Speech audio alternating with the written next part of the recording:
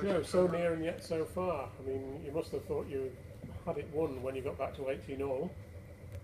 Yeah, don't know if I thought we had a one, but we certainly put ourselves in the best opportunity to get 2 points today. It's just that dreadful non-win syndrome, I guess. Yeah, but very proud of those guys out there today. You looked devastated when Josh didn't kick that final goal.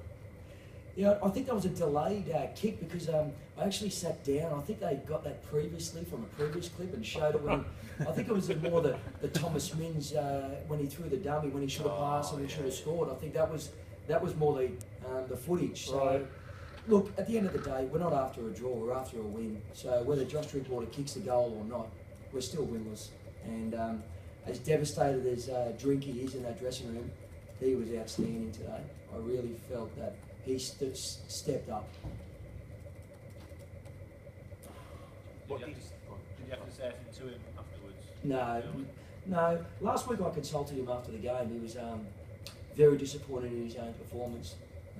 That missed kick for goal will be playing over and over in his head, but I didn't have to speak to him. I know Josh from the Dragons, and I've got a good relationship with him. We just have an understanding. We look at each other. I shook his hand when he came off the field. I told him he had a hell of a game. That was his best performance thus far. And I think I mentioned in an interview with one of you guys last week that when he decides to step up and he's continued to step up, he's going to be a very dominant half in this Super League competition. Was that by far and away the best performance since you arrived at the club? I think it would be fair to say yes in one aspect. I think as far as completions and finesse, probably not. But as far as courageousness and just determination, unquestionably the best performance by the Broncos thus far. Anyone, folks?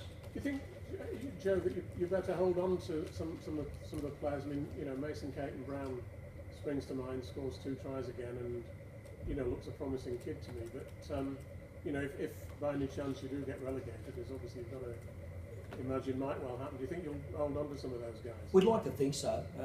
We're actually 2 weeks into the recruitment and attachment program for the Broncos, and a number of those players have been identified. Some you mentioned, and absolutely without a doubt. And if he plays like that every week in and week out, it's going to be hard to hold on to him. But we'll fight tooth and nail, and deem what's fair and reasonable for Mason Caton Brown. Are you going to get any more players this season, do you think? I wouldn't like to think so. I'm of the view that we've got 29 players and we've only got Kieran Dixon, who's unable to be selected for teams next week. So we've got 28 players to pick from.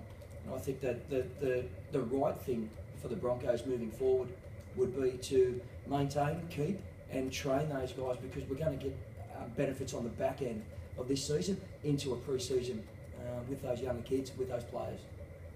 Where do you go from here, Joe? Obviously so close to a win. Yep.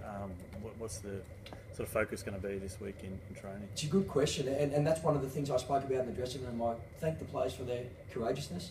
I thank them for their buy-in, me taking over in the last 2 weeks. But we said that we're going to continue to train hard, and I just had an interview then. If we run harder and we tackle harder and we compete harder, we'll change our own luck. But we've got to play a lot smarter, and that's one of the things that we're going to focus on back at training. Just identify where each person is on each play. There were difficult conditions out there today. They probably suited the Catalans.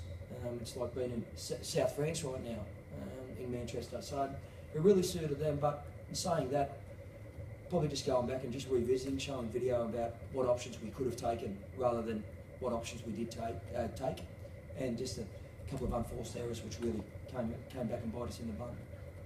Anyone, folks? Kieran's about 5 weeks off. He's running it relative at 80%. So I would imagine he's actually 6 weeks ahead of schedule, and that's testament to how much work he's really put into his rehab. Thanks, folks. Thanks, Joe. Thanks.